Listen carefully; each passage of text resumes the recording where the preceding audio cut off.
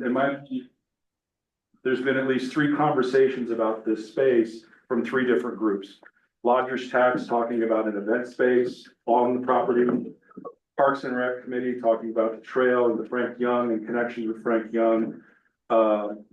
Comprehensive plan looking at what is this sense of center in this village? We don't have a downtown or a central place. How do we make this spot, which in 2004 was designated to be that space, become more of a reality to it? And so rather than having 3 conversations in 3 different lanes and you never merge, we'd like to get these ideas kind of together and make sure that we do this in a thoughtful way where we have the conversations about the trail and the trail access. How does that blend into this property with an event space? How do we also do this into creating that center of Angel Fire that's been missing for a while? So there's some special guests we brought up to help us out with these conversations.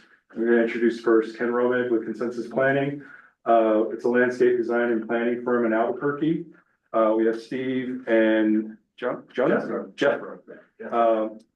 with the architectural firm, Formative Architecture, to help us with some design elements with the event space. But even with the event space, there's this interaction of this public venue that the village wants to create as well. And so we've got some designs that have been on the wall for, I guess, a month and a half. And that they're intentional to start this conversation. I think many people have looked at this. I like this. Hey, we should look at this. And the board at the end, I think, is important because it shows the ball fields at the north, the creek bed where the trail comes in, and on the 3 boards to the left, you see the pond across North Angel Fire Road, which also ties into the trail systems, right? So we really don't want this to, we get all the answers for just one segment of it. We really want to try to bring all the conversations together to make sure it is comprehensive. So, is Ken or Steve, do you wish to jump in? I'll just hand over the baton to you guys. I'm sorry, really quick logistically, I was just trying to send this stuff electronically. Are we trying to present electronic and in person?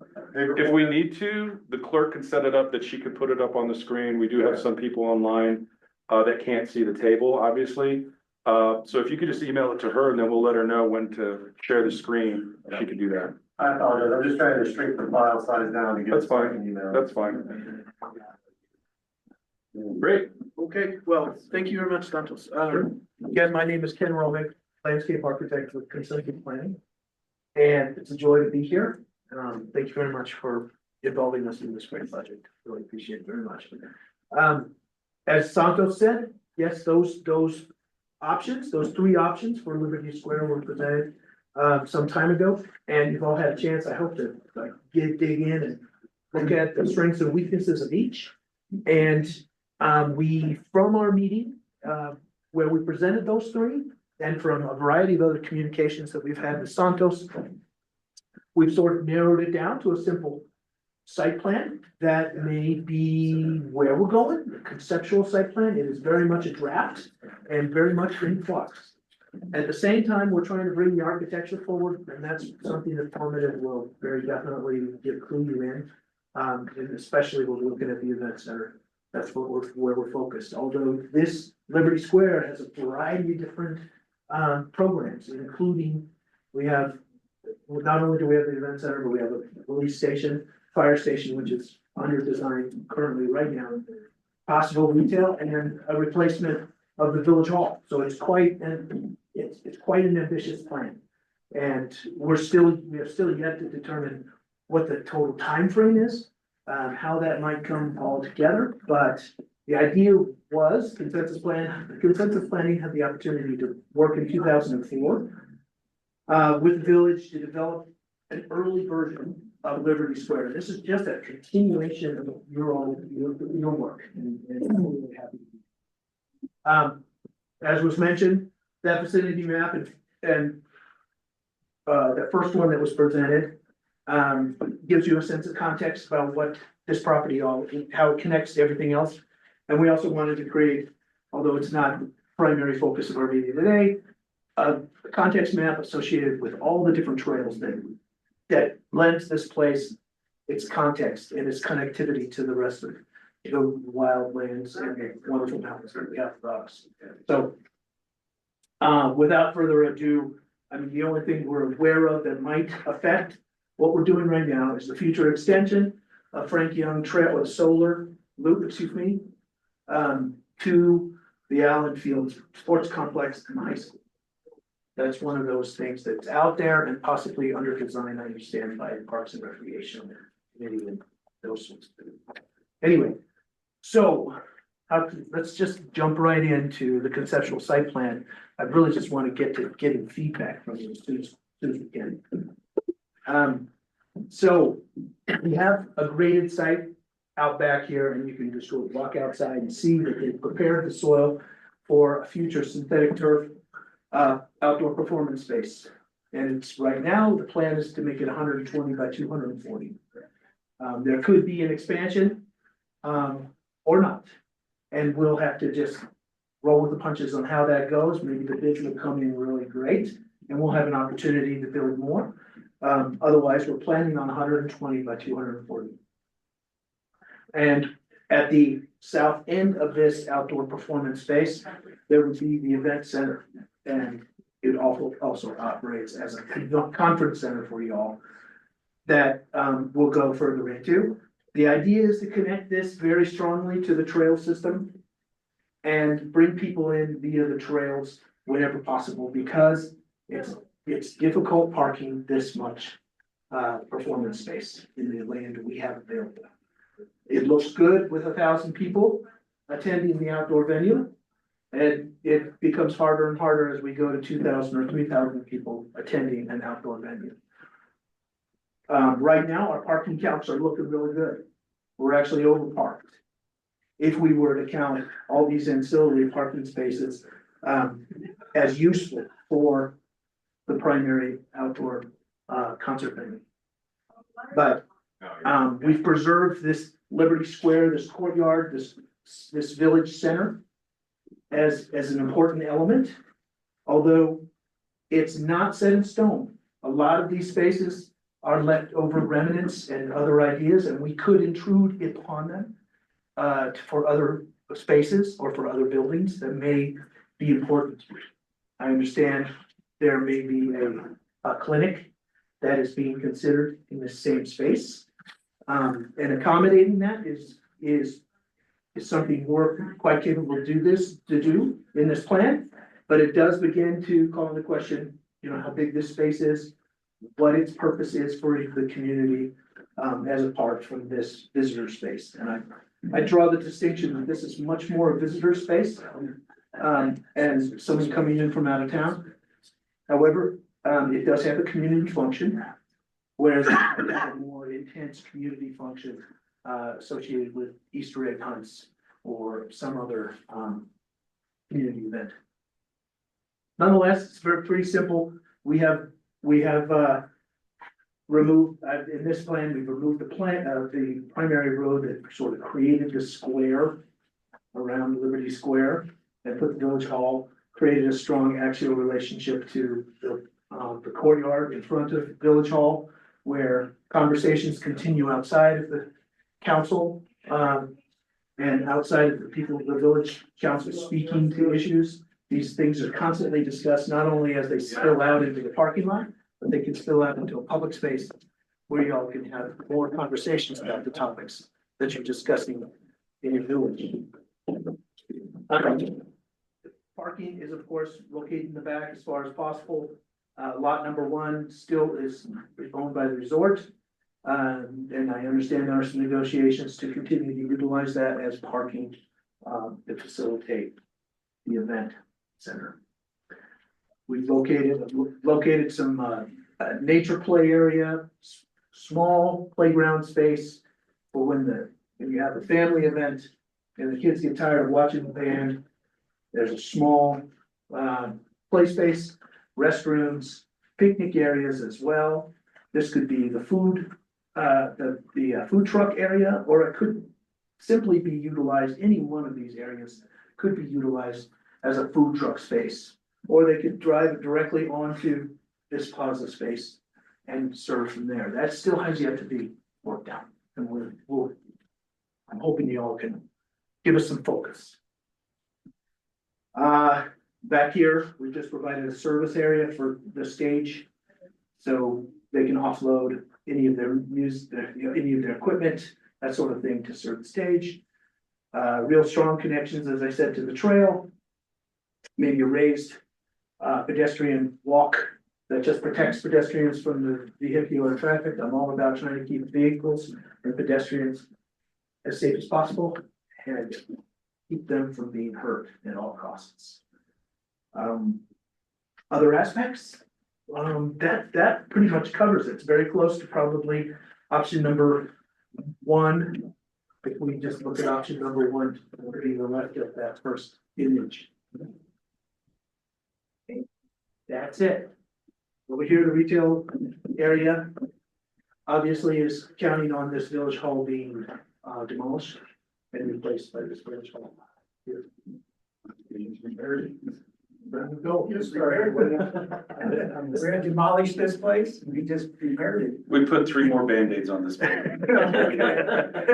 Three different shapes. It's just a Butler building, right? Makes it perfect ice arena. But as you can tell from this conversation, there's still a lot of concepts to really try to nail down. And again, a lot of the work you're doing in your Parks Committee and talking about not just Frank Young, but the overall connection with trails. Right. It needs to be incorporated somehow to make sure we get that connection. And we get it right, and that we don't miss it after construction, but you know what? This would have been a really good spot. That's why we want to try to integrate where we can today. Because we've got some really good designs for the event building itself that we're trying to work through as well. But we really want to make sure that everybody's engaged that's been working on this space. So one thing I want to point out that Ken had mentioned, the original design does have the square. It had like 7 lots platted. You know, this is lot 6, this is lot 2, this is lot 3.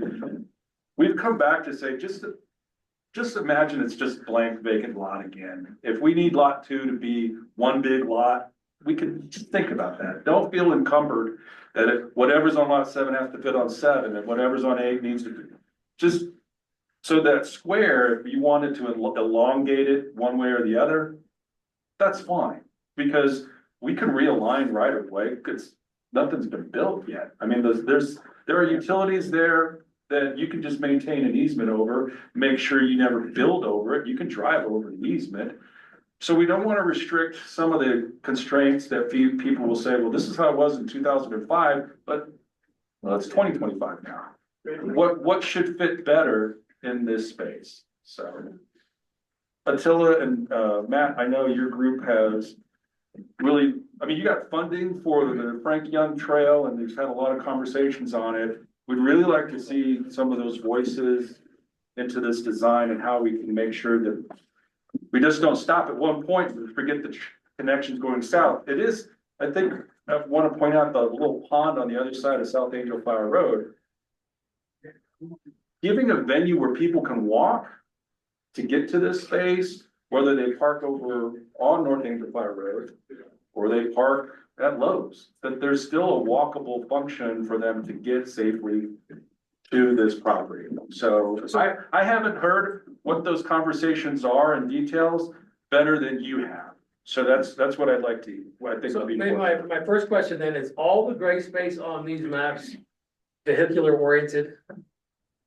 Yes. Then that's a travesty in that space. Well, you know, if the north end parking was only accessed during venues from 434 and the south end parking was only accessed from North Angel Fire Road during venues, maybe that would be a fix to that. So you, just that point, you can't see it, but, because it's a real small sliver.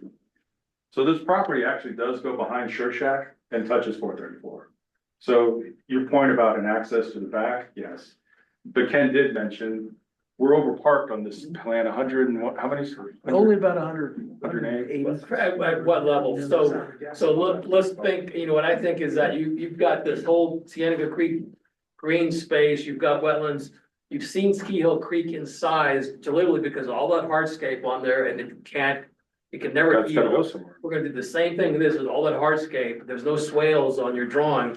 And all that water is going into the Cienega Creek, so we're gonna, and all the efforts to raise that up is gonna destroy it. The second thing is you have parking at Allen Field, so if the trail's connecting, why can't you incorporate Allen Field parking into this and have people walk? There's not that much parking in that. Well, isn't the third or And fourth phase? it's not too. It's not 2 mile walk. But that, Maybe. all that said, is actually the feedback we're looking for. Right, So, exactly. so I'm the just, fact about Frank Young going up and having a new concession stands, pavilions, bathrooms, you're right, there could be overflow parking, maybe we've programmed too much here. The fact that we just talked about that this morning is that you could actually share parking, right? So the parking lot for the venue space, to the south, that's really Village Hall parking when Village Hall is operating. But then on the weekends, when the venue's open, Village Hall is closed, and so maybe that's something that in this iteration, we look at. If we're over parked, what can we do to actually add some more green and still function on a market for people to get to this space? I agree, that green band that sits between the trail and the asphalt, what looks like asphalt. That's saying, if we treat our parking as asphalt, there's 1,000 other great treatments that could be permeable. Right, could be permeable and be much kinder to La Cienega, I totally agree. So this whole green space here, I've noted as a water quality drainage swale, okay, and I think it's a necessity. Good. Because you do not wanna soil that wonderful creek. I totally agree with you. thank you, all right. So we can look at the parking counts, try to get closer to what is optimum rather than overpark. I think that's a great first conversation to start, absolutely. Did y'all take into account, I mean, my hope would be is, almost all the condo communities and townhome communities in Angel Fire would be walking distance to this. You know, if what percentage of the people coming to these event spaces don't need Don't need parking to drive. space, you know, and then you could maybe. Come get rid golf of- carts. Coming golf carts or UTVs or just walk.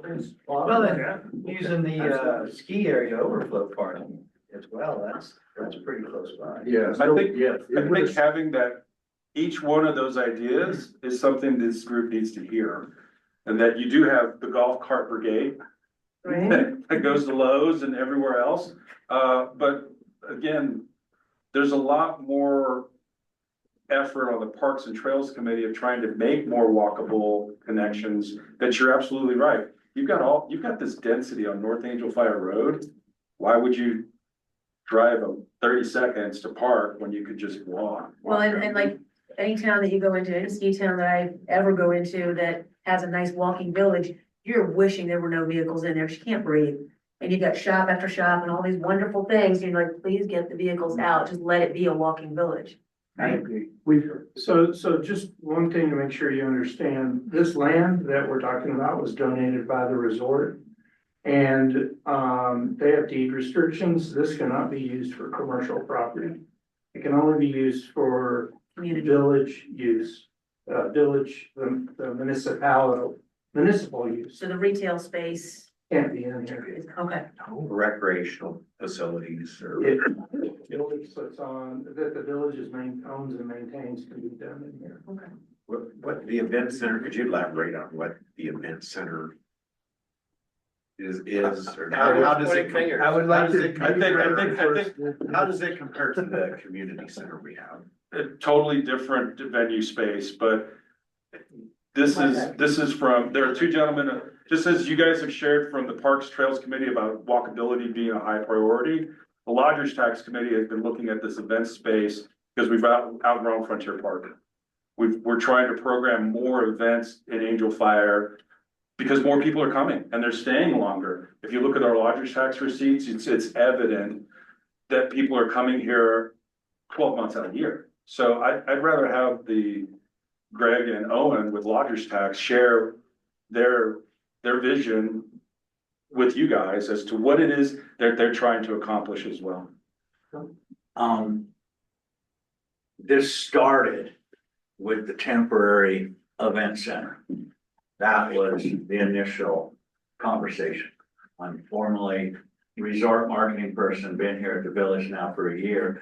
The resort would like us to move our concerts and other bigger events out of Frontier Park. Frontier Park was never designed for that large a capacity. It can't house or host more than 400 to 500 people for anything without getting trampled.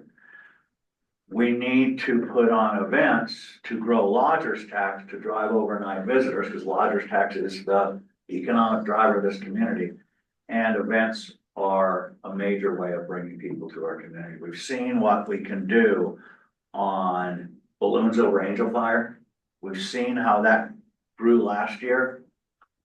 We've got growth coming again this year. Last year we had about 30 balloons. This year we've got 40 balloons. We've got special shapes coming. We know we're getting more interest and we're getting more. We got kites, we have kites too. We're getting earlier reservations for that weekend. We're showing that events can help drive visits and increase lodgers tax, same way they do on the 4th of July for the drone show.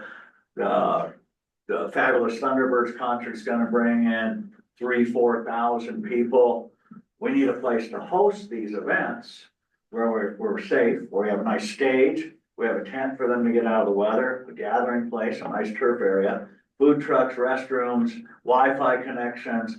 And one thing we've discovered, and I don't like it as much as I need it, is parking. If we don't have parking, if a person sees an event happening and they can't see how to park and get out of their car to go to that event, they drive by. We saw it at all the events. We tried to do this winter, our bonfires and everything at Frontier Park. As soon as we took away the parking lot, we basically killed the event. So parking is a necessary evil to get these people here.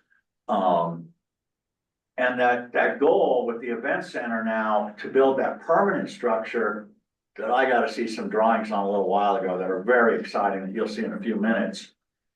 It's a facility that will allow us to take down the tent and have a place where there is inclement weather, still have outdoor events, but we can overflow into the inside, a nice big lobby, great room area, banquet room upstairs, decks around it, nice facility that can make us money. We don't have anywhere in northern New Mexico that can do a sit-down wedding for over 200 people right now. And the resort gets inquiries for bigger events, bigger weddings. A lot of the members in this community that are fairly affluent, that have a nice house in this community, would love to have their daughter's wedding in this community, and we'd love to be able to host at our new event center and get that GRT, get that lodgers tax, have that facility as part of this square that instills or inflames or turns up our pride that we have about what Angel Fire is about. We have great outdoor recreation, phenomenal outdoor recreation. But when the weather goes bad, there isn't much to do in this town unless you're skiing or out in it. At the visitor center, we get constant calls and what is there to do? Is there anything indoors? We need facilities, so when we do have events, we can still put on the event and host meetings, host conferences, host weddings, have a venue that actually is a moneymaker for us. So being from the East Coast, this may be a ridiculous thing to say out here, so I apologize ahead. Any thoughts about parking on the roof of any of those buildings? That's crazy talk. Right? There's been talks about. That's what they'd have to do back east. You've got to park on the top of a roof, a building, you know. We have And then you can put your hosts all solar the time. panels above that. Right, you put your solar panels above that. Yeah. Like the Chavez Center down in Santa Fe, all the parking is protected sun-wise by solar panels. Yeah. And everything's angled for shedding snow. And I just wondered if that was something I don't think we've talked about you that. can put up on a roof, you know, have park on Yeah, the we roof, haven't but have talked solar about panels that, above but that's, that. he's writing it down. That makes sense. Makes a lot of sense. And just to dovetail on Greg, I mean, a lot of times when we're talking about lodgers tax money is a state statute, directed item. And it can really only be spent on things that are going to bring in more people. So a lot of times people are like, why are we spending on the roads or, different things, but the reality is that this will be kind of like an engine to create more, but as somebody who's a full timer, I want more events. And I mean, we were lucky last year, but I remember 3 or 4 years ago, more than half of the Friday night concerts got rained out. Yeah, They just drove me crazy. it's us, we brought it from the east, sorry. Yeah, and so, you know, we initially talked about doing the tent and everything is almost like a proof of concept, you know, if we do it, you know, when we get bigger events, but, you know, we feel pretty comfortable that that is gonna happen, and some things that the lodgers tax money can be spent on is debt service on tourist-related facilities, and so, you know, it can be kind of like a, I don't know, self-fulfilling prophecy or something, or if we build it, they will come and then we'll get more lodgers tax. And one thing as a property manager, it's frustrating, is our summer season is really like mid-June to the first week in August. Like, we've never come anywhere near to being more than 50% for Labor Day, Memorial Day. And it's always been a source of frustration. It's typically because we don't have an event on those holidays. You know, this place is beautiful in the fall, but we don't do anything in the fall. And, you know, Greg and his team have been, you know, really done a good job of creating these events.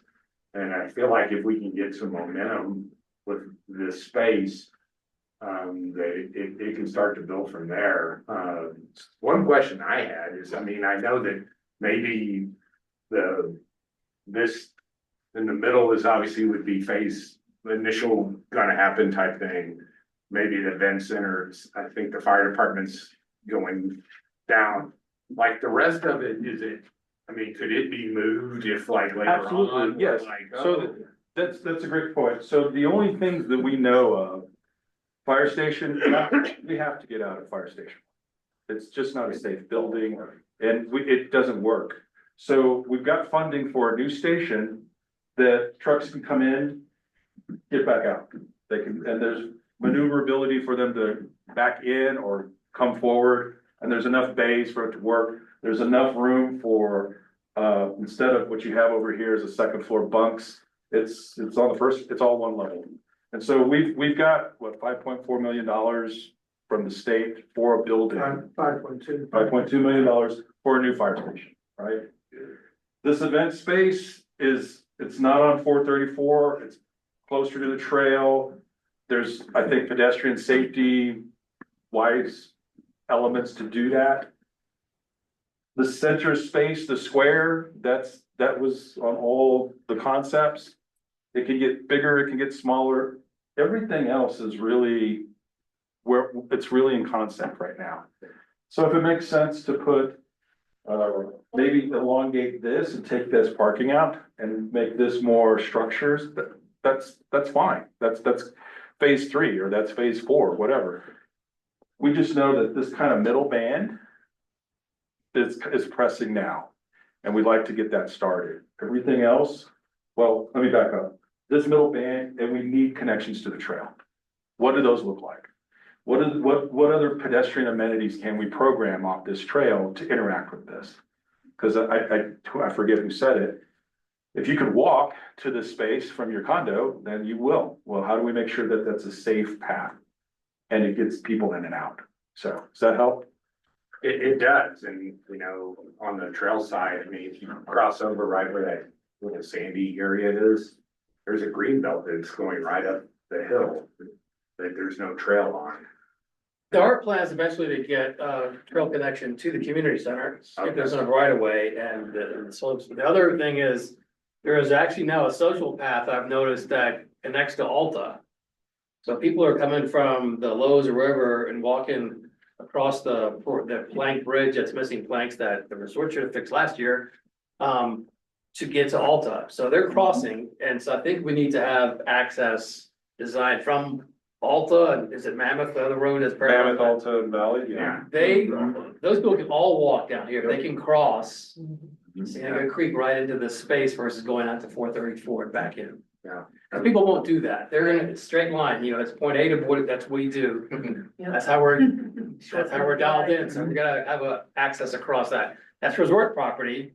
Part of that is, I think, the Solar Loop Trail or Sendero del Sol or whatever that trail is, so we've got to work with the resort on that piece too, but we do need access from Alta and Mammoth. So on the trail piece, I would rather see the Discovery Play Zones along the Frank Young Trail versus a small space. So my concept is that if you're a caregiver, grandparent, family member, and kids want to explore, they can go play in a tunnel on the side of the trail, and they can go walk 50 yards and go play in a fort or go boulder. And the idea is that there's constant movement versus sitting in one little stationary area, so it's better for fitness, better for activity. Well, that's a great idea. Yeah. There's a bench there or shade there for rest while the kid explores. Adventure trail instead of. It's called Discovery Trails. Discovery Trail, yeah. And that could go all the way out to the edge of the CS property or wherever. The other thing is that trail also could serve as a route to the female housing area, and it could actually, if it had some solar lighting on it, it could actually be a safe route to work from home, from work to home after their shift on the resort in the winter time, because I think they all probably walk, don't have cars to get in. I've seen the shuttle sometimes, the shuttle van. They could also walk. But if you're on a different shift and you need to walk, well, then this is a Yeah. better alternative. So some solar scale lighting Mhm. might be, pedestrian scale lighting might be okay for part of that. At least Halo Pines or before Halo Pines. That's great. So the Discovery idea, and then also the wetlands grant folks definitely want to do more interpretive books on a stick, if you will, wayside exhibits about the wetland value and the value of the Cienega Creek on this. So you'd have some education about the high value wetlands we have here. As far as connections to this space, can you physically just walk off the west side of the trail and get into this spot, or are there physical constraints to do that? No, that trail backs up, right after his green belt swale. You'll be into the space onto the trail. So I asked that with respect to the head. Is that something that would be preferred, or you just have free flow access for folks to come in and out wherever they want to choose? I like that trailhead idea. We also have been talking with, years ago, Enchanted Circle Trails Association did a number of regional trail signs. They posted in some communities about, hey, besides what we have here, there's a South Boundary Trail, or there's the trails over in the Red River side. So pointing out some key trails. So the Enchanted Circle Trails had done these regional signs. I think the village chose not to work with them at the time, but I even having a regional trail sign that showed, if you're staying here and you've hiked everything here, here's another trail within a half hour that you can go hike. Could be a good place for a trail entry, kind of your big space sign. Well, and it would also feed onto trail events Right, that way with all that incorporation. One of the things we find frequently is that these green spaces are oftentimes places people can just get a wellness walk in. And they're working, or they just want to walk their dog, or join up with a friend, and this just becomes that wellness path. yeah, So I right. think of it as well. That contributes to the overall wellness. So and what makes all these plazas things work is there's activity there. So I know a couple of versions have a pump track on there. Yes. Which is fantastic. I think that ought to be covered, so we can actually use it. We talk, there's nothing to do in here, wintertime unless you're skiing. Well, why not have it covered so the pump track can be usable in the winter? Or it's a skate park, but also, even place for cornhole or bocce ball or whatever, because so many plazas are dead because there's nothing to do in them unless there's an event there, and we want to make it lively. We gotta figure out, can the fire station have come get your cornhole equipment here in the back of the building to set it up in the plaza space? No, but we can, You can, because in the front of this event center, right on the south side, will be the visitor center. okay, so great, Where we're gonna relocate to when the facility's built. So we will have maps on trails, yeah, we'll have games to give out, Perfect. we'll provide that level of excitement. yeah. There's a lot of stuff we could do in that picnic area. There's a lot of interstitial space that really hasn't been programmed or thought of whether this is real or not, but these triangular spaces could become. They have concrete Yep. cornhole, they have concrete ping pong tables, all sorts of. The thing that also I'll jump in. needs to be considered in this is the development we're doing at Allen Fields. So actually on Monday, we start putting the water and sewer lines from Camino Grande through Allen Fields to where by the end of the summer, we hope to have a concession stand and bathrooms at Allen Fields. We're also putting lights in this summer at Allen Fields. And right now, the dog park is there. And one of the things that we were considering is, and I had a chance to talk in detail with Francesca Zoppi, who is the one that kind of runs the dog park through her nonprofit. But we were looking at putting the dog park in this area here, or maybe this area here, so that people could use the parking to access and then be able to go to a fenced-in dog area that's adjacent to this. And plus, if people want to bring their dogs to events, you know, we want a place for them to go to be able to do their business. You can charge $5 a head to watch the dog while they're in the park. Get your ticket at the visitor center. So, Valet, the thing is, I mean, you know, of course, this is all up for discussion, but when we first came up with this, the idea was this was gonna be the town center and the event center. So for our events, we still want to maintain activity at Allen Fields. Allen Field is a recreational location. They have the soccer and softball fields there. That's where we believe not only a pump track, but also a skate park should go there. And that's why we want to move the dog park, because that depressed area right there would be perfect for like a skate park, where the dog park is now following that more natural terrain, and have a pump track next to it. And that's why we had the pump track pulled off of those original ones, because we believe that belongs up at Allen Fields, where we're gonna have other forms. Part of the plans is to put at Allen Fields to put a professional, I guess, or tournament quality horseshoe, that's not what it's called, but pits up there. So we see the more sports oriented recreation aspects taking part at Allen Fields.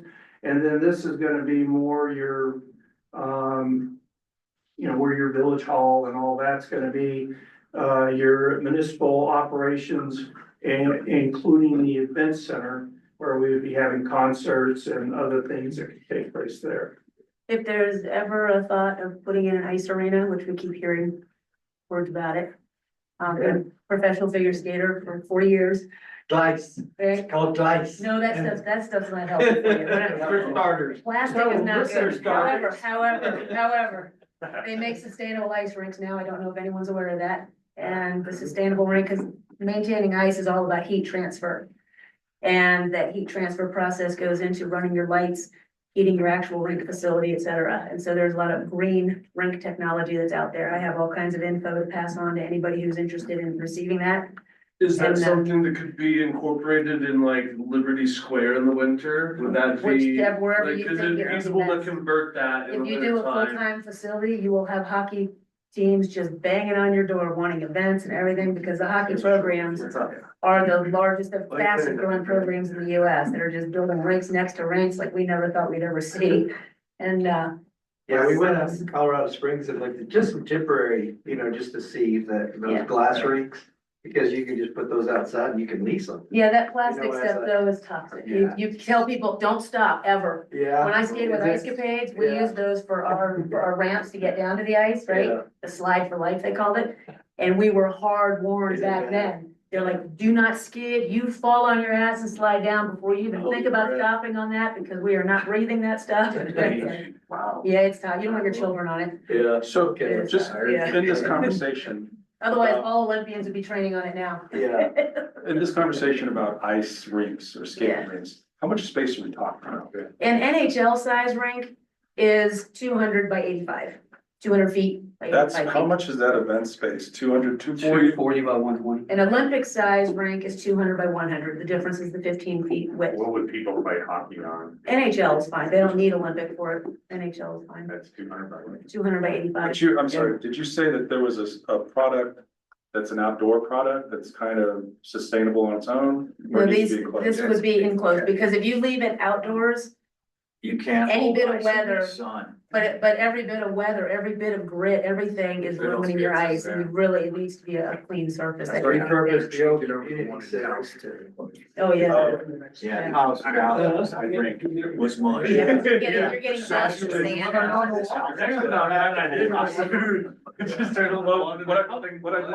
What I'd like to keep going is that from this conversation in just 40 minutes, is we started to hear some of these other components for this space, whether it's the dog park, whether it's ice, whether it's a discovery trail. That's the direction where we really want to keep going. And so I don't know if you want to let people, if you want to look at these maps, this map, so we can get the architecturals out for the event space and just let's kick around some more ideas. And if you want to look at some of this, we'll come back in like 5 minutes, give you a chance to bring out your drawings, 5-10 minutes. But this is the whole reason of this exercise, is that it'd be great to have this awesome event space, but we gotta have connectivity to it, right? But we can't, why try to create a new focus group? It's already here. This is the work you guys have been doing. So we wanna keep this engaged. I wanna just take a short break. If you guys want to look at some of the concepts that are up, and then we're gonna change out the boards really quick with some of the conceptuals for the event space. Hey, real quick, Yeah. Santos, in this, what are the numbers on parking? Like, what is optimal, what's over parked, So there's a percentage based on floor area per your space, Yes, and there's a ratio that's broken out here on the bottom. I gotcha. for every, So, for every 400 square feet of a building, you need a parking space. So I've noted each and every building here, the square footages and the number of square spaces required to serve the structures. And then there's a broken out concert venue with 1,000 people at 1.5 people per car. And we're up to 958 required. I gotcha. Is there any sort of formal agreement between the village and the resort to use that overflow parking? Because I wonder how easily it can be relied on to shift some of the parking away from this, incorporate more green space, and we can just shuttle people across the So there's street, two or things- that's not feasible. there's two things on parking, and that, yes, there is a conversation ongoing with the resort about that, but second, you'll notice it on this design too, and there's some of it on the wall. You've got 2 lanes each direction on North Angel Fire Road. You can still have a driving lane on the inside, but the outside lane, we could do parallel parking. So there's a possibility that some of the parking we take off this side, we could pick up on the roadways that still work. And if, in my opinion, if you parallel park on the road, you're slowing traffic down. Because it's not the speedway. If you wanna ask the finance director what a speedway looks like on North Angel Fire Road, he can tell you. But you slow the traffic down, it makes it more pedestrian friendly as well. And you're gonna have connections from the other side of North Angel Fire Road, ideally, to use this trail. Right. So that's the 2 parts to parking, is that there is a conversation with the resort. And there's an idea of maybe striping this going forward, so. How many parking spots do you have identified in this drawing?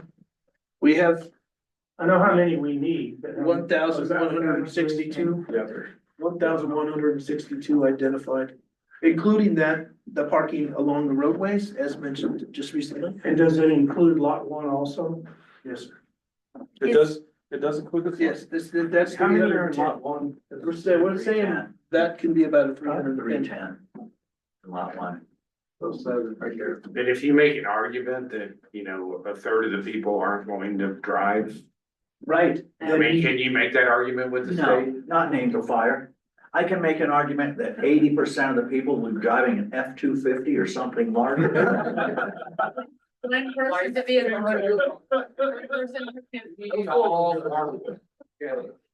I'm just saying, nobody from those condos, no.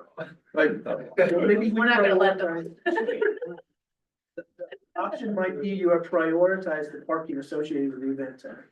Because that is a venue that perhaps requires a paved parking lot. And these other areas are much more informal, much more permeable, frankly, to make sure that we don't get the runoff affecting Las Vegas. And these areas just stay pervious and free from, asphalt and other. Well, the parking areas are definitely gonna need site work. We're not gonna be able to park on what's out there right now because any amount of moisture and they become quagmires. Yeah. I mean, we put tons of chips on lot one back when we were doing Oktoberfest over there. And, it was still a quagmire when it rained. Like that road going down and down part. Well, if you guys take a moment, there's still some concepts on the board. We're gonna change out some of the stuff with the architectural, team, but, come right back. Was that like something?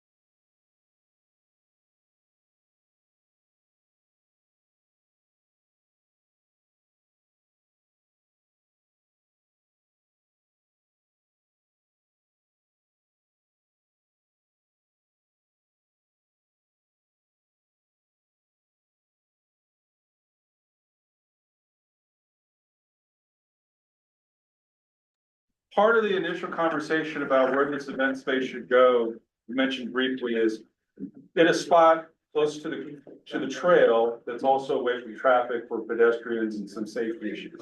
One of the other things we found about this property is just like everything in Angel Fire, the view shed corridors in Angel Fire are incredible. And this is a spot in the valley where you can see Baldy, you can see Wheeler, you can see the resort. So how do we take that asset of the village and incorporate it into a design that stands out from Red River's convention space? It stands out, I don't even think this house has an event. Lots of windows. Yes, and maybe some height, that you can capture a view shed off a second floor or a third level, things like that.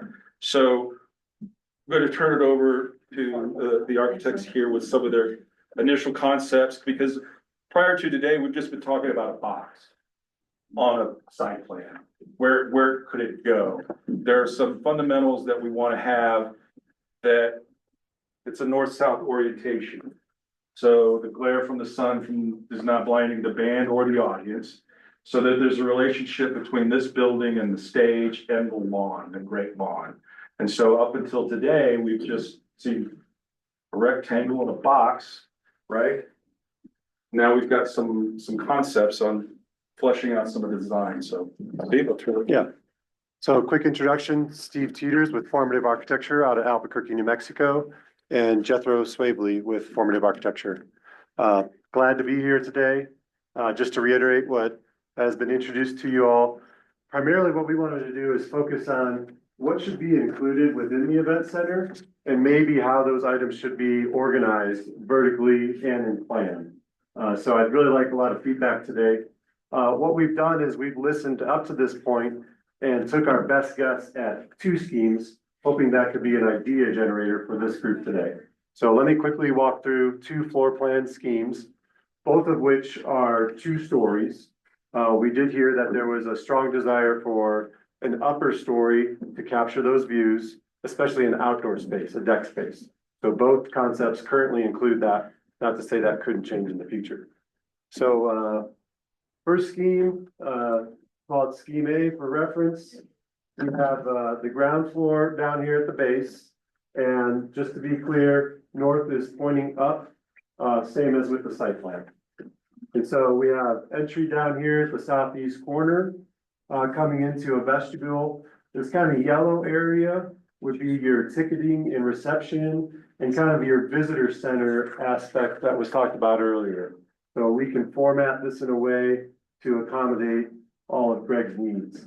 And then once you come into the building, you would have a 2-story entrance lobby, and that would give you a choice of staying in the lower level, which would connect you directly with this expo hall. And this would be a very flexible space that could be divided up into multiple events at once, or for events that want to be smaller in nature. And for reference, later when you have a chance to come up closer, you'll see we've dotted in 10 by 10 stalls. So for certain vendors, that's kind of a common footprint that they like to work with.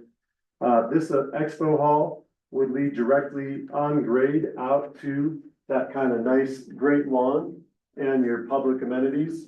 The height of this space, the size of this space is about 6,000 square feet. So it's a good sized space. We're imagining probably keeping it column free. And so it'd just be nice and open, flexible. And this north wall could be very glassy, very open. And it could include some large doors. So you can move big objects in and out, provide a lot of flexibility in terms of types of events you could have in this space. Now, serving this space, sticking on the public side, we're thinking one option could be some kind of concession feature. And so that could take a lot of shapes and sizes in terms of its use. It could be kind of cafe, coffee-like. It could be beer garden-like outside. It could be strictly more food-based for whatever's happening in your hall. So right now we're showing service from that space to the lobby, to the expo hall, or to the outside, just to kind of give some ideas. Yes. In that space, is it gonna be like a commercial style kitchen that could be rented out? There will be. Okay, gotcha. So yeah, let's talk about kitchens. That's definitely a big topic. And so, yeah, what kind of food service do you want to provide for this space right here? Not too sure just yet. We were thinking this would probably be on the lighter side in terms of food prep. You probably have more prepared food associated with the banquet hall, which we'll get to here in a second. But if you did want a lot of food service, like a full commercial kitchen serving this space here, we probably incorporate that within this back of house area, which would include your receiving, your loading dock features, storage capacity, and then possibly a full service commercial kitchen if we thought that was appropriate. The other elements on this plan that you'll see if you come up closer, obviously some toilet rooms to kind of serve this first floor functionality, back of house spaces in terms of service elevator, mechanical rooms. This is just a really quick diagram. It's not very detailed, but shows some of the major components for today's discussion. And then the second option, within this floor plan, is to go to the second level, of course, and that would be via the lobby space, go up the grand stair or the public elevator. You'd have a upper lobby here connecting directly with this banquet hall or this event space. This is the same size as this, both being 6,000 square feet. One number that we were trying to target is a comfortable space to seat 300 people. Now, there's a lot of seating configurations in terms of size of table, how many you want to sit at that table. Do you have sitting without table? So there's a lot of different configurations, but very comfortably you could sit 300 in this room in a wedding kind of semicircular format with circular 8-top tables and chairs, no problem. So once again, just leading you through the plan, we come into the lobby, into that banquet hall. We'd have separate toilet rooms serving this floor. Back of house, I would assume and recommend that we would have that full commercial kitchen on this floor, directly serving this banquet hall space. And then we've talked a lot about those views. So to the north, right now we're showing this event deck, this outdoor space, which would truly capture Wheeler, Baldy. We even talked about maybe wrapping this deck around, capturing the views back to the resort as well. So a lot of flexibility, just a diagram at this point in time. So I'll keep this one up, obviously, option A. What would be the ceiling height, on the- Yeah, from the good main point. I level? forgot to mention that. So depending on what kind of activities you want in this expo hall, I would probably recommend, given the footprint, the size of this space, to be 15-foot clear minimum, Yeah. if not 20. If you wanted to do sports, I don't think that's really appropriate. As we talked about earlier, sports would be somewhere else. You'd want 25 clear at least. So I think right now we'd probably target 15 to 20, based on the feedback that we would receive in terms of the activities you want in there. So in terms of the overall height of the building, imagine that, let's say 15 for now, 5 foot between floors. The top, I would suggest making this one about 20, a little bit more grand. And so overall, we're looking at just spatially around 40 feet, maybe a little bit more once you have the roof structure to it. And maybe some more windows on the top floor? Yeah, this is diagrammatic, so we haven't even gotten to the level of showing all doors and windows at this point. This is more just kind of a kindergartner's kind of block drawing, showing where spaces would be, their relative orientation to one another, and their size. We're starting to think about how large each space should be relative to one another. And then while another point I forgot to mention in terms of numbers, square footage. So the enclosed heated square foot of the lower level is 16,000 square feet. The upper level in terms of the enclosed spaces, so that would not include the deck or the open to below lobby, that's an additional 12,000. So the whole facility altogether about 28. On the plans earlier, we were calling out about 30. So of course this could grow up or down.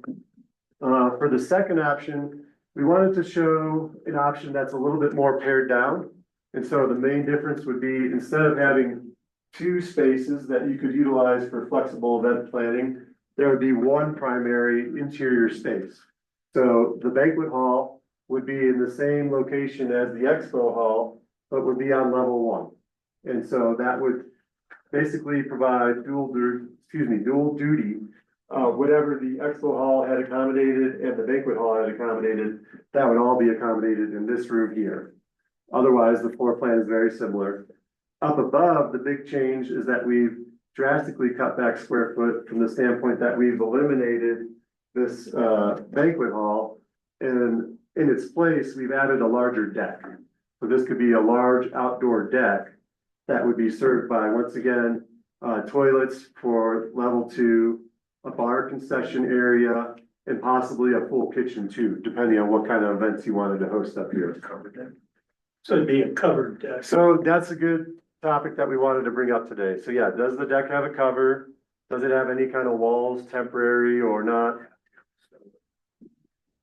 In terms of structure, you can definitely structure this in a way where you don't have to have a roof, but then you have to deal with maintenance. Not that it's a bad thing, but you will get snow, of course, on the deck that will need to be cleared. And given its northern orientation, the backdrop of this building will provide shade and it'll need to be manually maintained. You can't count on the sun to clean it. is what I'm getting at. You could have a built-in system to heat the floor or heat that structure so that it Dry up. kind of helps melt it, but there's still gonna be maintenance required, absolutely. The second one, the commercial kitchen moves downstairs and your bigger events are now gonna be downstairs. Right. Like if you're thinking about a wedding, you say, well, you have the wedding up on the deck and then you have your reception, cause it's nighttime, you can't see the mountains. You have your reception downstairs, Yeah, there's. right? So what, how many people would fit on that deck space? So right now. If you had an event there. Yeah, so it goes back to what type of event. So if you're sitting around tables, right now this is shown at about 4,500 square foot. And 300 people. if you divide by 15, oh, that's right, yeah. So that would be about 300, sorry. If you're seating at tables and chairs. 300 VIP seats that I sell at the concerts. So everybody gets in free unless you want to sit up There there. you go. That's not a joke. No, That's a that's the serious VIP with option. your own bar and everything Oh, else. yeah. Oh, wow. Only We've bring, gotta figure out ways to make money on this eventually. But that goes back to initially, we've got some natural assets in this valley. How do we turn that to our advantage? And if you have this view shed on the second floor, that for the music venues, it's not a wedding, it's the VIP section. Yeah. Why not? So that What's above incorporated. platinum level then? Yeah, right. Right. Titanium. that's where you rent the hot air balloon. It's That's- rare earth level. That's how. Kevlar pass. On this plan in the lower level, how many people could you seat in there for dining? Dining, you could fit 300 very comfortably. You could fit more than that if you needed That's, to. that was the goal number that they've had from the beginning. That was the number that we established based on the fact there's no one that can host this large an event and there's demand for it. And then you think about meetings and conferences, and it may not be a national conference, but regional judges or regional teachers unions or those kind of things. They're looking for venues and there's nowhere to go. That was gonna be another question I had is how big are we looking? Are we looking national or are we just looking to stay in our area?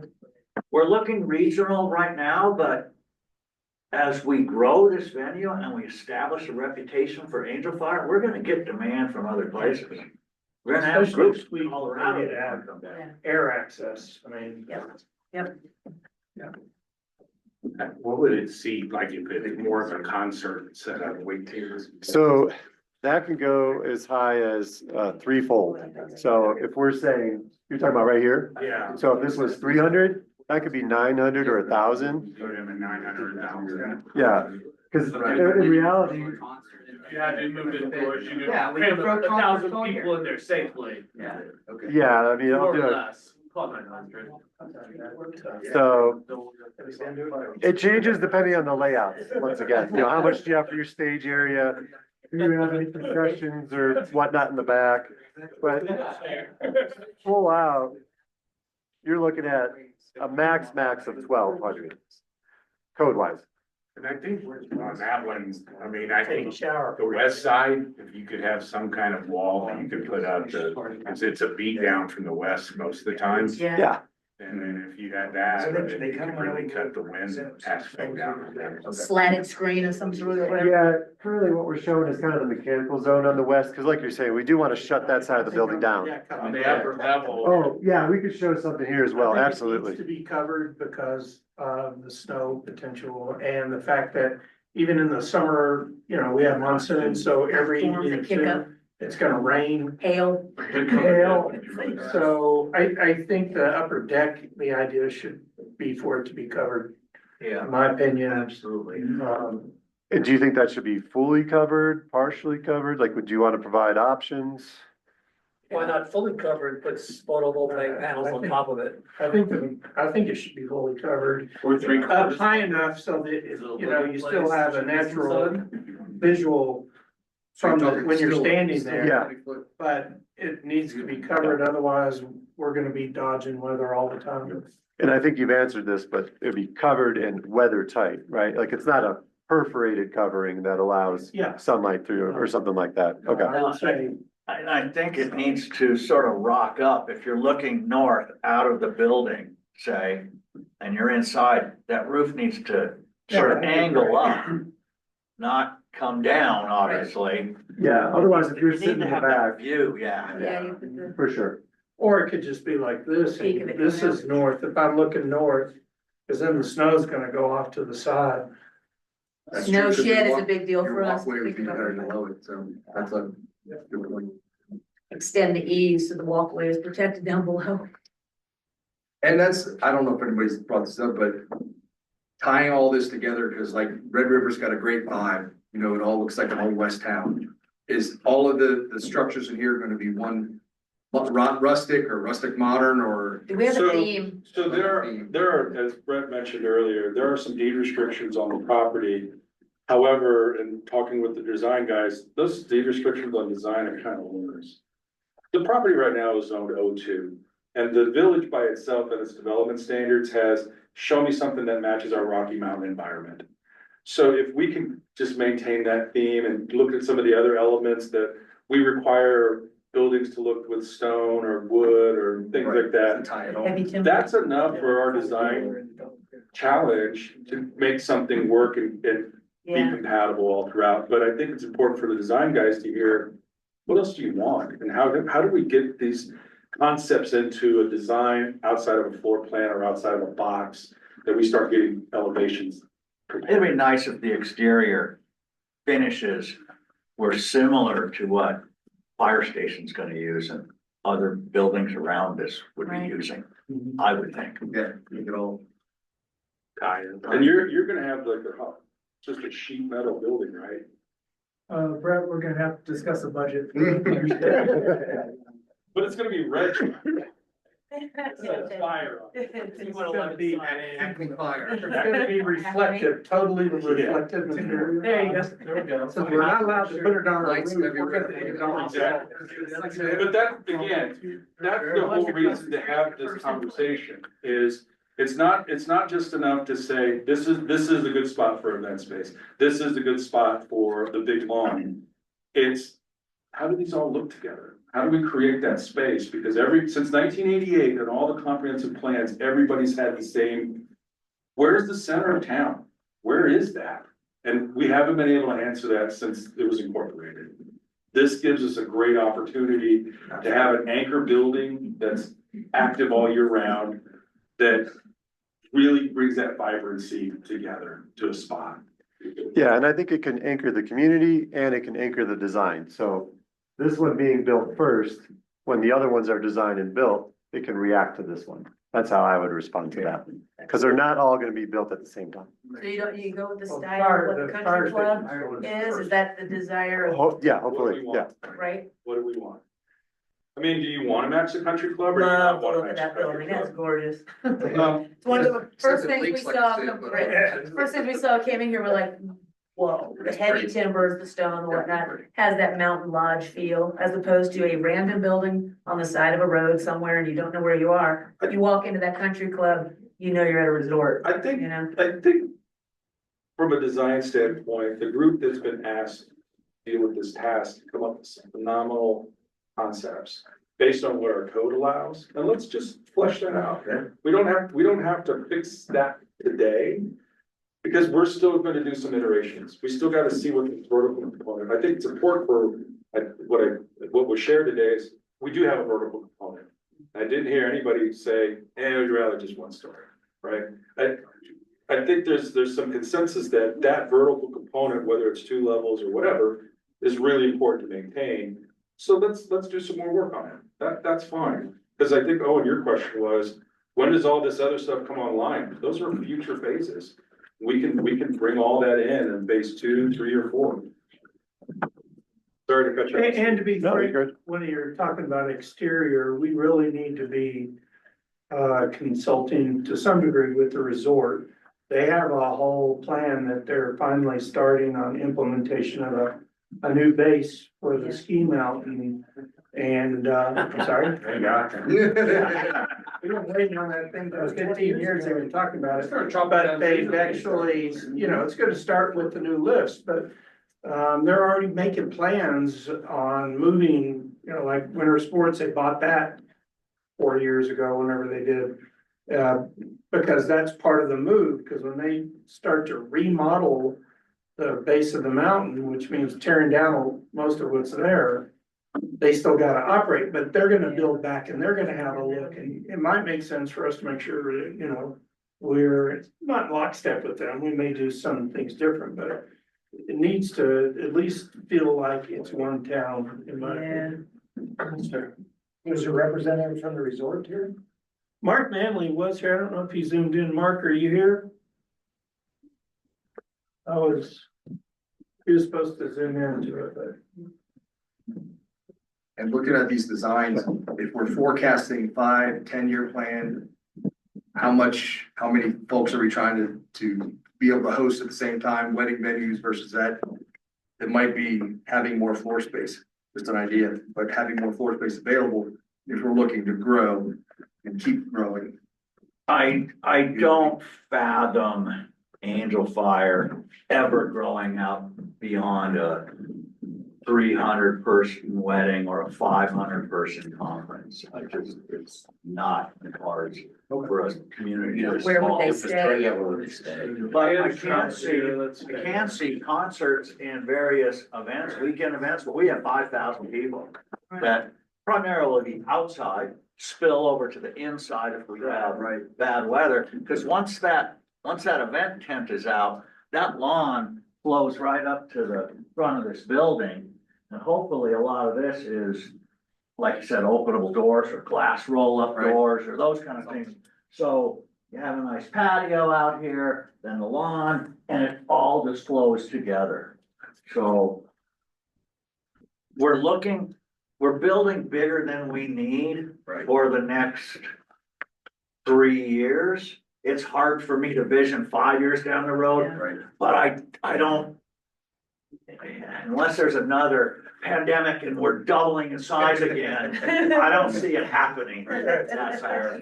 Well, there's, money's not unlimited, so it's gonna be a major factor in how big it's gonna be. And what we don't wanna do is what we did with our wastewater treatment plant. Because we probably use about 10% of the capacity of our wastewater treatment plant. Wow. Because they built it thinking this was gonna be the next Vail, you know, that was 25 years ago. And maybe someday will be the next Vail, I don't know, but we're not. When the treatment plant doesn't work anymore, that's when it's gonna happen. So, I mean, it's a balancing act, I think. We wanna make it big enough.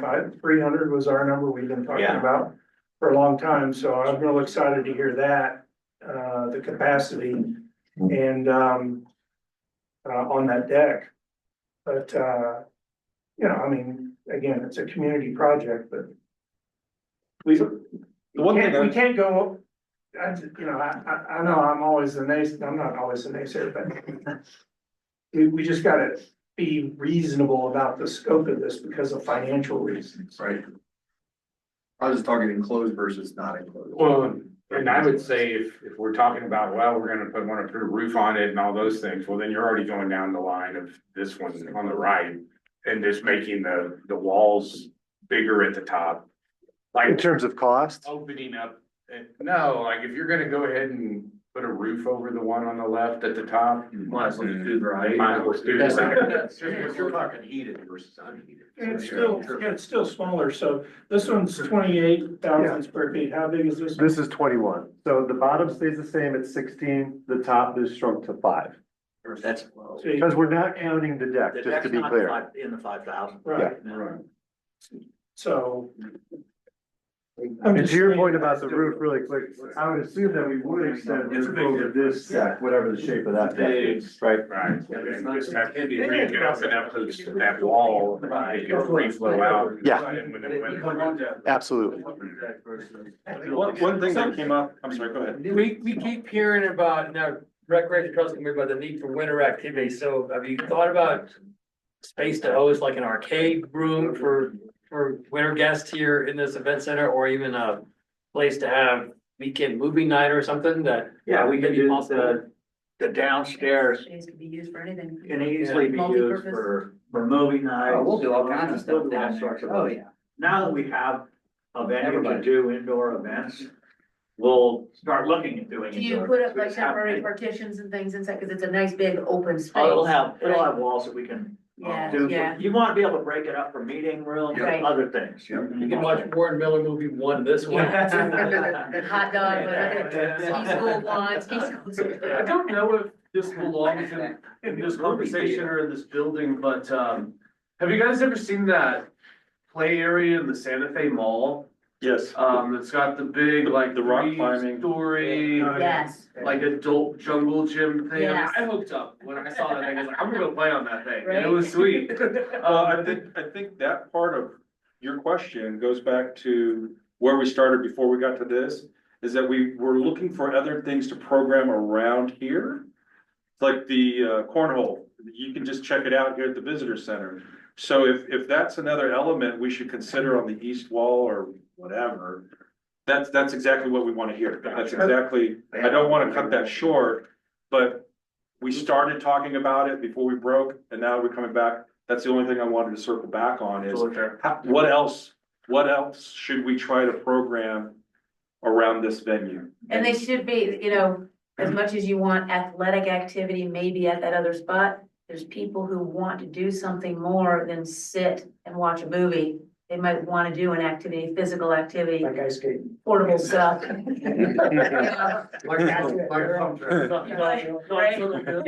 There's all kinds of stuff that you could do, I indoors think, there I that. think with the space, but this is just me.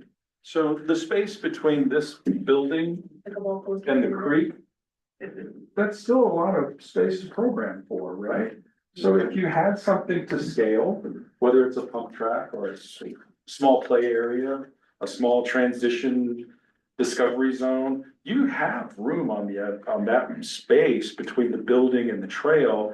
That's where we want to see that engagement. But So then wintertime, where it might have to be indoors. that's fine. You can do that on the Right. first floor. I think that's the program availability that you have, but that rock climbing wall, I had to get in it because my boys got in it. So, okay, well, dad's gotta go now, right? That's a great spot. If you want to look at that area. Trampoline bungee. Before you do that, it That's was awesome. awesome. I spent like 3 hours there. They had an arcade attached to it. I'd do it all day. Because you're right. Right. The people who get bored quickly at an event like a movie night are the 4-year-olds. So where do they go, right? And the 5-year-olds, That's what right? Benadryl's for. Let's go to the bar. They go to the bar to meet with their parents. Right. So those are conversations that they may seem trivial, those are still important components to try to program, right? So we don't try to cram it all under a roof, but we've got this space. So what is it that your idea of the discovery zone, fantastic. Where do we put those elements in? If we're gonna have just a free flow, anywhere off the trail, you can walk onto this property. Well, that opens up a lot instead of a dedicated trail. Or do we want a trailhead? Kind of a symbolic transition. Those are still voices we need to hear to incorporate, because Ken's got a page of notes right now. So the thing Jeff, you need to be you've got a concerned page of about notes. for things like pump tracks and those types of events is parking. Because you say, oh, well, not that many people are pump track, but if we're having an event, we're gonna use all this parking and the pump track's gonna become off limits. You're not gonna be able to use it during those timeframes. And that's one of the main reasons why we wanna keep that in a separate venue, those types of events where there's separate parking in Allen Fields for the dozen people that wanna go use the new skate park while we're having, Rolling Stones or whoever in concert here, and we're using up every parking space. But that's where I think it's a scale. Journey, I forgot. Yeah, my committee chair wants journey. Imagine we were the key that some of us was scale. So I think about, other resort towns and even this town is that if there was a small pump track to scale, mobile one or portable one, whatever in this space, a couple of things come to mind. There's one that, whenever people are escape on a pump track or a skate park, they need access to, the stop and drop to get their Monster Energy drink and snacks while they're out. And so Allen Fields, well, it's great to have, I love the idea of the dog park being a large skate park pump track facility.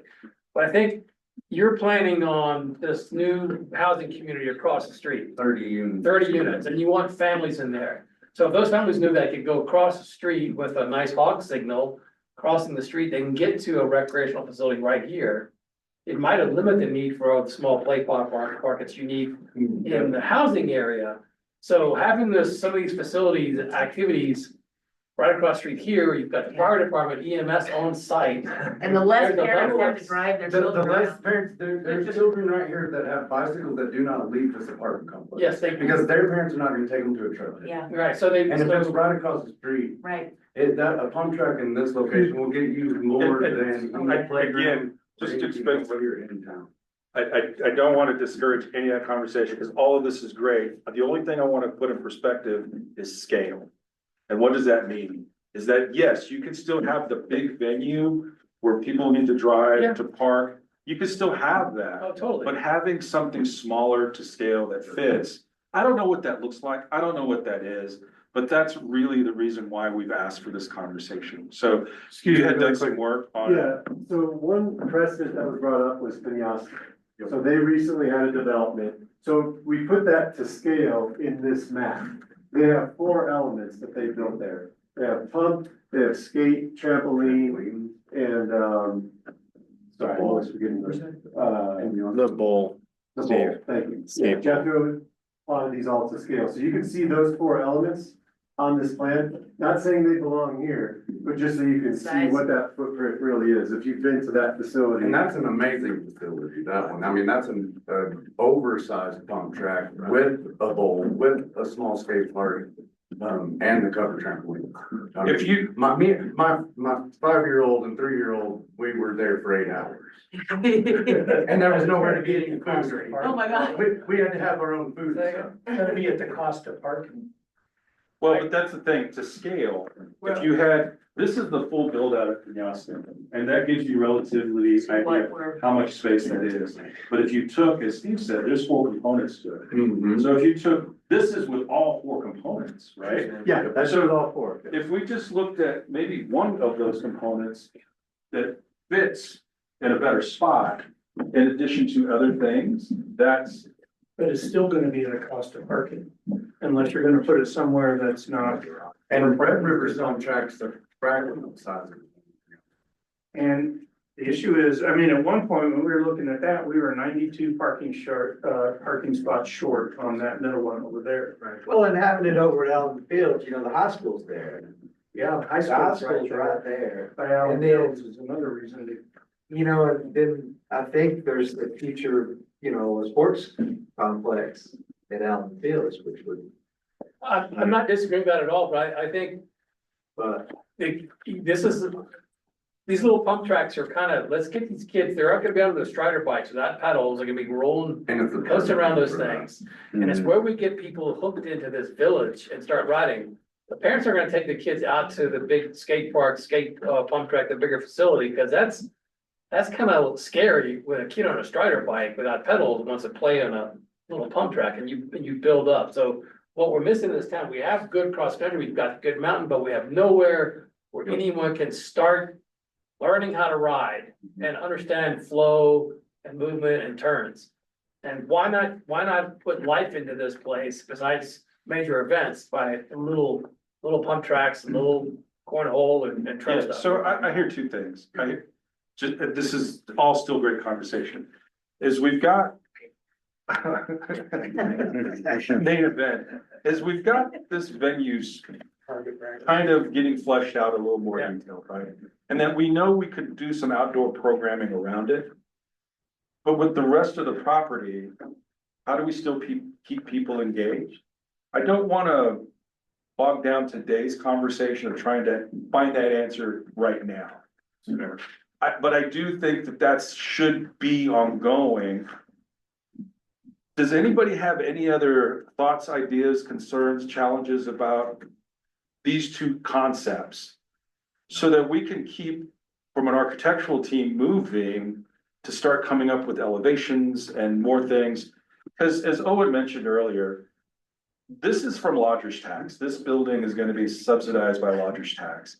We've got to get something earmarked soon, so we can go out from a design standpoint, construction standpoint, so we can tell the state, we're gonna dedicate X amount of money from our lodger's tax for this, so we don't have to write a check to Santa Fe for money we haven't used in 2 years, right? So let's, if there's any other conversations on this part, I think we can start programming some of these ideas of things around it and outside. I'd like to get some more wraparound on that, but I don't want to discourage the bigger conversation that I think is happening of what else are we going to program on this trail, knowing that it's going to connect to the high school. I haven't heard anybody talk about the connection south. That's still an important connection I think we need to be mindful of. And that should not be hard stop today at 5 o'clock. That's all. You were gonna add? The only thing I was gonna add, and just because we get this request continuously from the people renting, is maybe a small pool on that right side. The community pool with indoor enclosed, that would be the only thing, but I was just gonna throw it out there just because, you know, and even if we can leave that area, that could be a future phase, because it could just go on that right side. I don't know how much we can put a pool into an event like this. Right. But what I hear though is still this whole idea of outdoor activity that draws the community to it. Okay. I don't know if we can blend them with this building, probably not. But that's still something that, if that's once, if the Parks and Rec still can flesh that out as a committee, I think that'd be helpful. I mean, I think a pool would be good at Allen Field. If you're have kids going to a pool, you're gonna drive. They're doing a sports complex. You're You'd gonna have to drive. be there with them. That makes sense. You're going That to makes watch sense. them play soccer. With all the water leaks at the community center, they've got a pool going in. That's the literal slip and slide. Because we have world-class biking here. We have 30 workforce housing units coming in this year. We have a need for at least 60 more, I think, give or take. I can't remember. That'll be coming the following year. And that family's right here. Point that out. And that's why they're in Taos, they're doing the whole, like, the JCC in Santa Fe, they're replicating that in Taos because there's the need for it for the community. And you can't have an outdoor pool here because the frost line's 6 feet, right? But future wise, sports complex. Outdoor hot tub, huge, that would be your outdoor pool. Reason. Are there any other We got more ideas? and more people here full time. I mean, looking at both options, I think the option on the right, was there consensus on the option on the right with the banquet room, I like second that. floor? Yes, because you're looking, once you cover the deck on that one, you might as well just have it heated. Fair enough.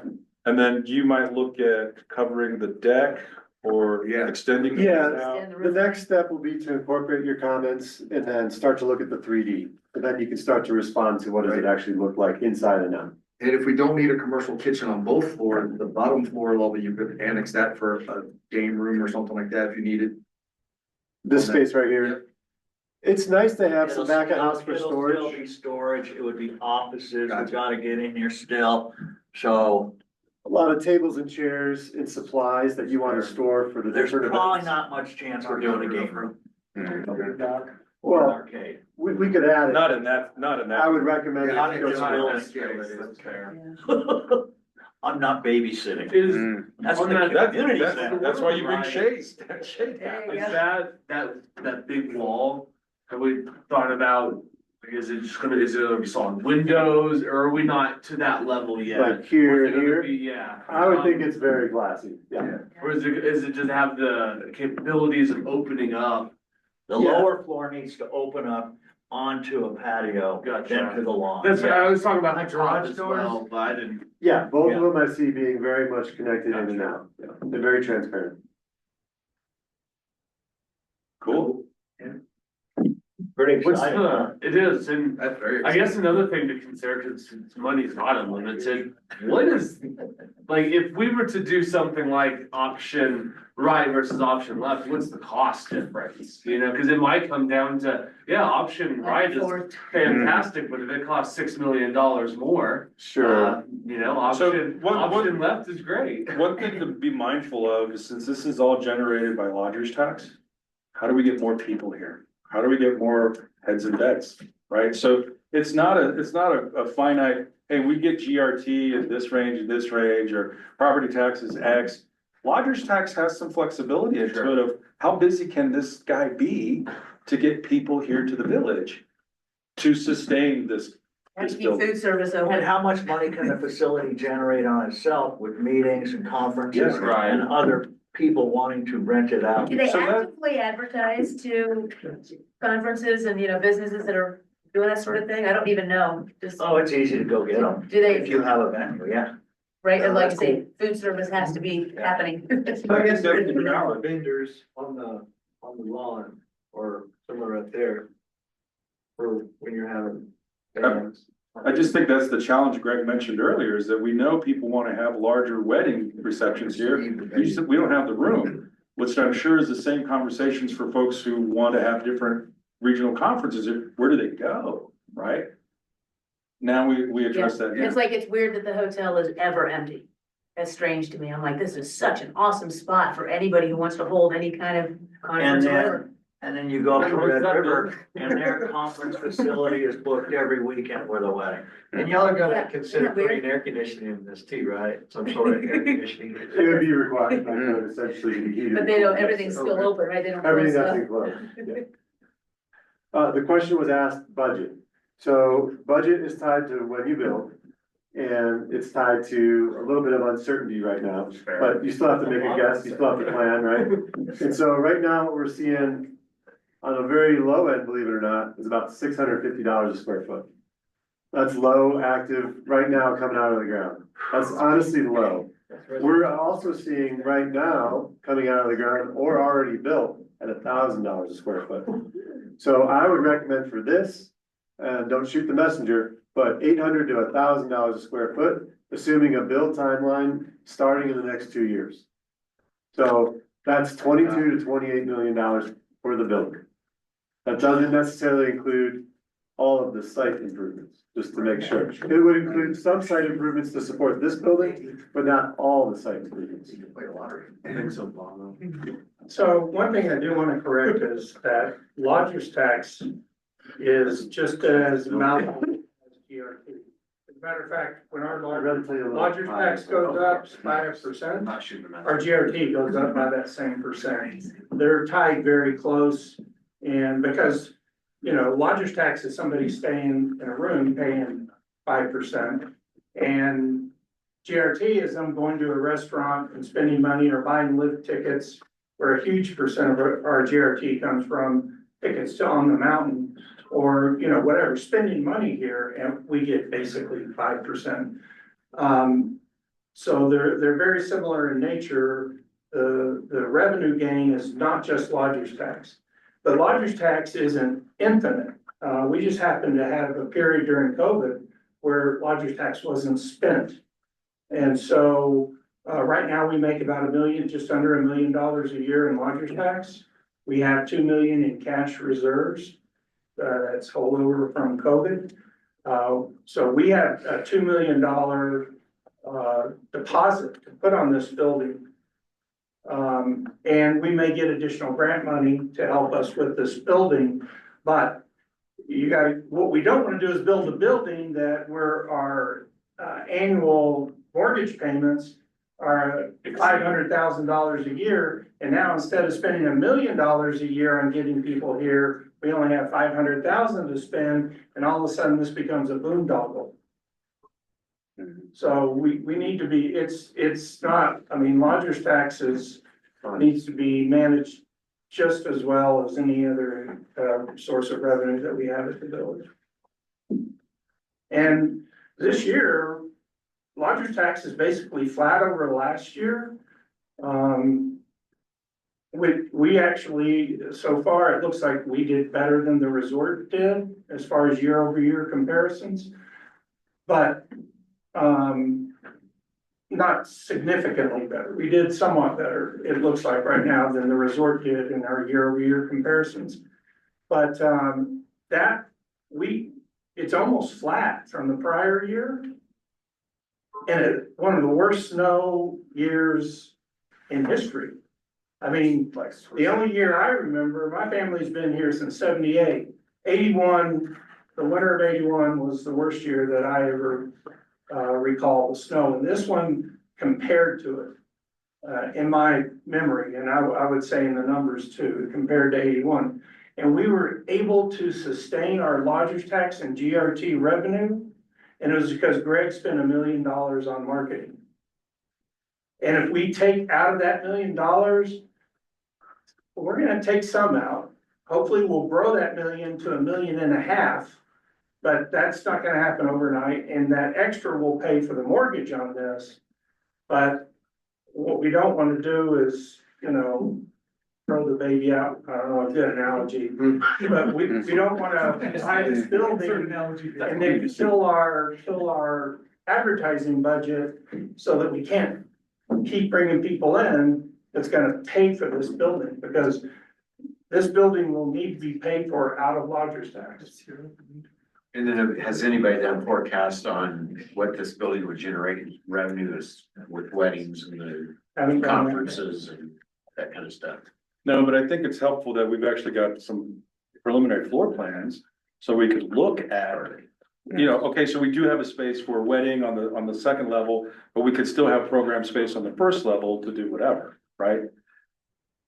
This, I think, is still helpful going in that direction, is that we can now try to do some type of analysis. Well, how many weddings can we book? As a woman who knows a lot of bridezillas out there, you would definitely want to be able to have the wedding up with the view, et cetera, and so on. And then your reception, like we say, it's dark. It doesn't matter where that is. You can be, downstairs. Yeah, I think. As opposed to holding your wedding on that first floor, woman would be like, I want this here. And it's, she's the one that's gonna be like this. I guess I wanna kind of restate his question. What is the cost comparison between the two? Is there a significant $10 million savings from option one to option two? Sure. So right now, this is very preliminary in terms of planning effort. So we're just talking square foot numbers. We're not really giving more detail than that. And the difference is, the smaller one is 21,000 enclosed versus 28,000 enclosed. And so if you stick with the high end of 1,000, that would be the 7 million difference. And I'd have to bust out my calculator to do the 800 times 7,000 square foot. What is that? 5.6 million. So rough ballpark, that's what I would advise for planning and budgeting for this project, assuming that it's gonna get built in the next 2 years. And that's a big Or difference. start construction next 2 years, I should say. That's a massive amount of money. Yeah. And the difference between the two. But if you go full cover deck on the second option, it's probably your cost per square foot. 5 to 8 million if I were to do. Yeah. You also don't wanna be, God, I wish we still had the other option after you build the. Right there. That's true. If you go and you build the cheap option, cause it is cheaper, but then you're like, God, if only we If I had had that that space, space. if only, for sure. 10 years out. No matter what you build, you're gonna, 10 years from now, you're gonna be second guessing yourself. I mean, the thing is, we have a finite amount of money. $20 million is gonna be hard to fund. And what we don't wanna do is kill the deal. Yeah. By trying to be too big. Cause that's what's happened to this village for the last 25 years. Is they come up with grandiose ideas and they don't think, that's why, we put the infrastructure in back here 20 years or 21 years ago. $1 And nothing ever happened because the cost of putting new buildings back there, they couldn't afford. Well, So it has to be reasonable, and no matter what we build, 20, 30 years from now, they're gonna maybe wish it was bigger. But they may not, because, you know, I think we need to build for what the size we are today, because I don't wanna bring too much gloom and doom, but we have a real issue with water rights, so our expansion capabilities need to be solved through water rights before we can substantially grow the size of the village anyhow. And it's not an easy fix with the way the water rights situations are now, so we may never be the next Telluride or the next Vail because of water rights.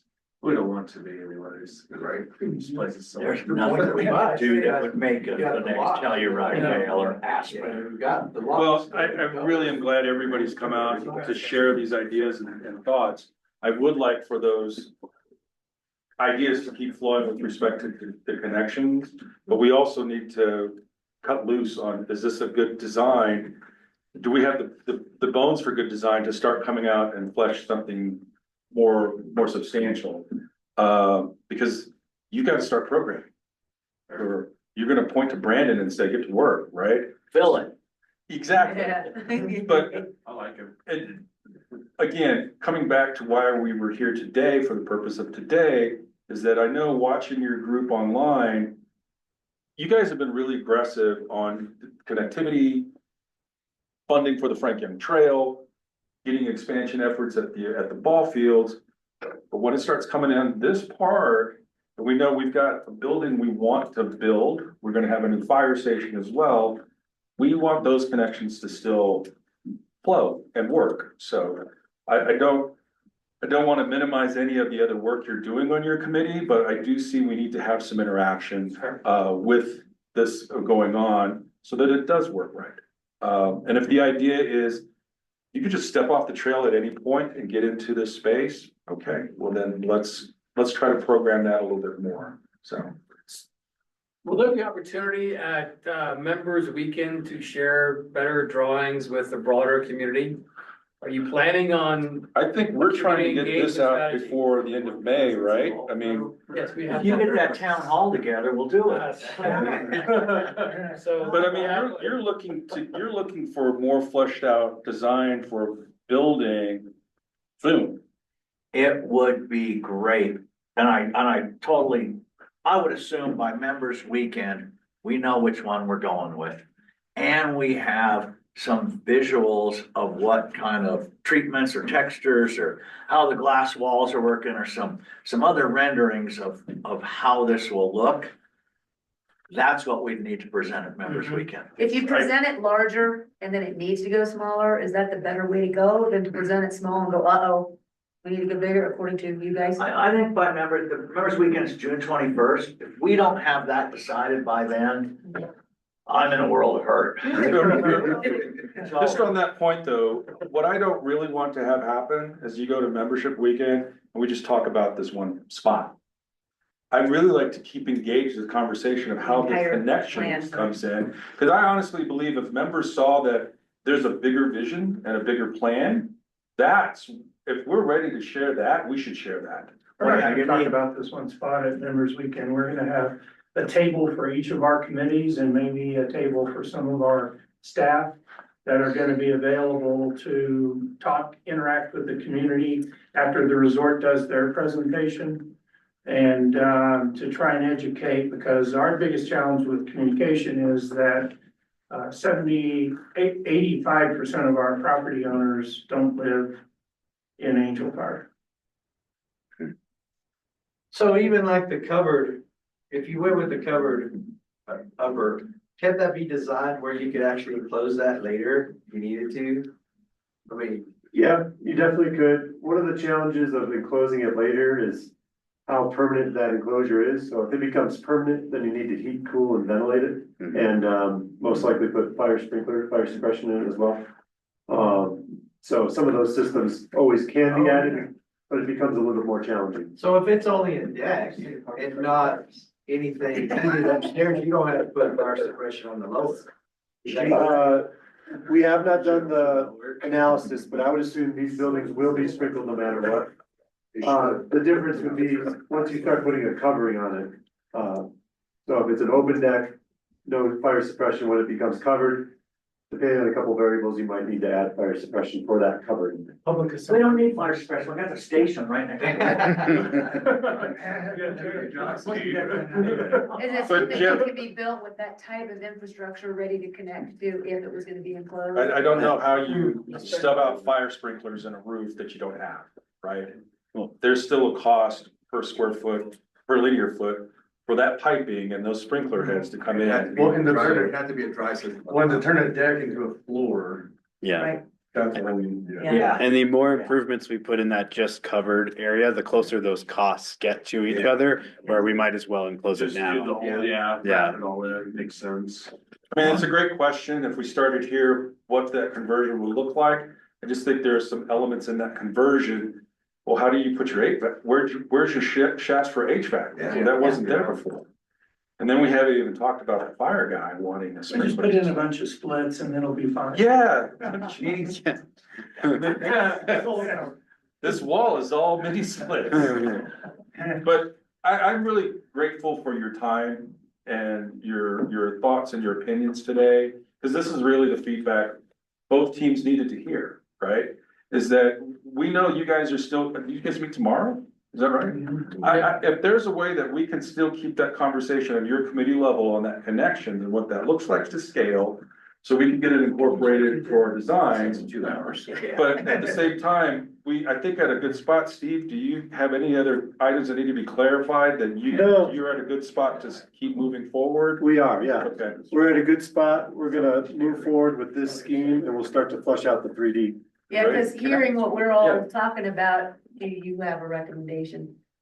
his recommendation was whatever you guys want. And I said, do you So, guys have a reason you do this, you know, do you have a reason where you'd say, wow, it sounds like your group would be better off with this versus this? Do you have anything like that? in I your- guess I'm still listening before I can make an independent decision, to be honest with you. Sure. I'd more listen to what the needs, wants, desires are and try to include that in the building and get some response to it. I haven't analyzed, done a market analysis to know if those need, wants and desires are really proven or not, to be honest with you. Can I ask you a question as far as, I like the way the shape of this all is, but is it a lot less expensive if it was just a rectangle? I have. So, yeah, you can save some money, in terms of the design, for sure. Probably your cheapest option is what they call a pre-engineered metal building. You can try to dress those up. We've done a lot of those. What does that put the square foot cost at if you did like a It wouldn't be drastic. I don't think, today you could really build this for much less than the 650, to be honest with you. That's today. Yeah. And the Bridezilla point is, they may not be happy renting a facility that's a pre-engineered metal building. Yeah. Yeah, essentially a bar. Yeah. Unassuming square. Yeah. I guess on it, don't matter. I think the view that we're gonna provide people during these events is they'll overlook, wonky looking building a little That bit view's gonna be for that amazing. view. Well, just two other points in terms of design. So one is, there's kind of two angles going on. There's the base angle that is currently responding to this geometry of the site.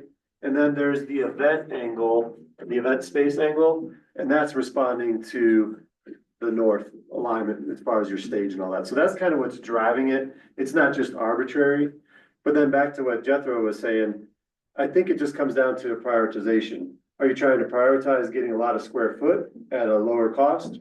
Or are you trying to focus a little bit more on quality or the interior experience? And or like we're talking about design wise for the future, what's gonna be that anchor for this community? What's gonna be the anchor for this site development? What's gonna kind of anchor design moving forward? So if you start with that big, kind of more simplistic metal building, does that set a precedent for future buildings? I don't know, but it's really just down to those priorities, I think. They only have the Red River Conference Center.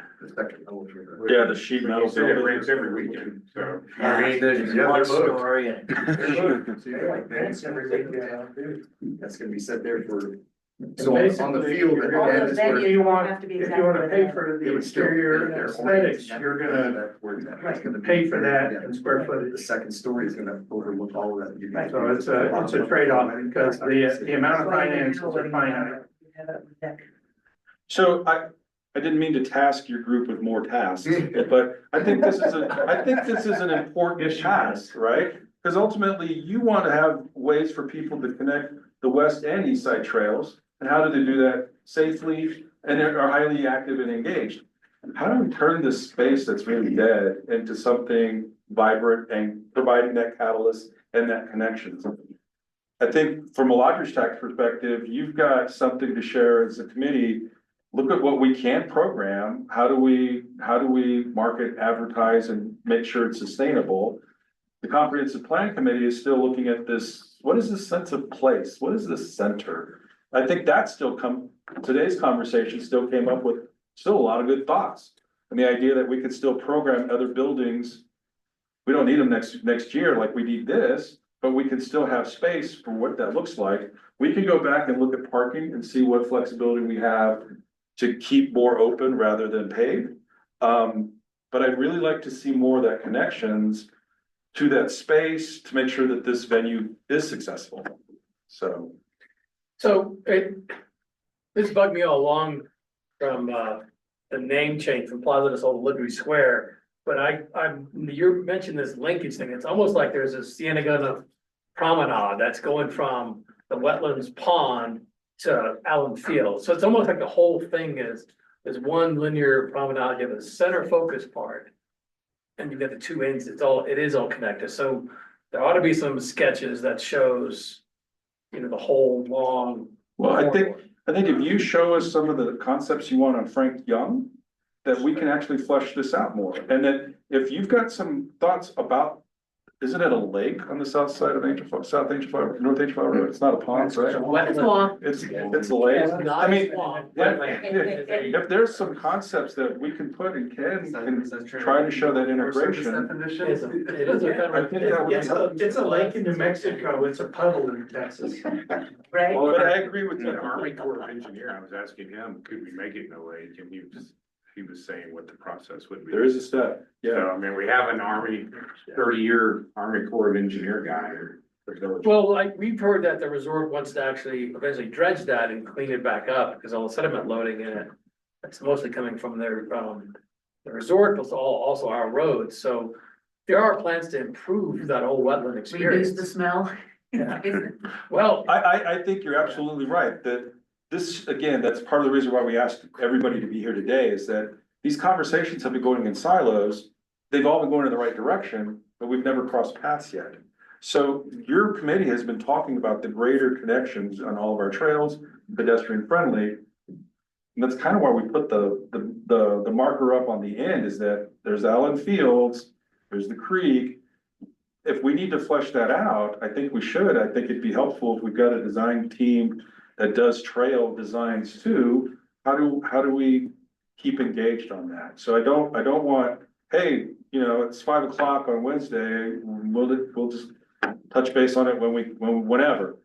We still want that engagement. We still want that connections, and you're absolutely right. I didn't think of it this way, as it's a real pedestrian promenade, from here all the way up. How do we keep this moving? Absolutely.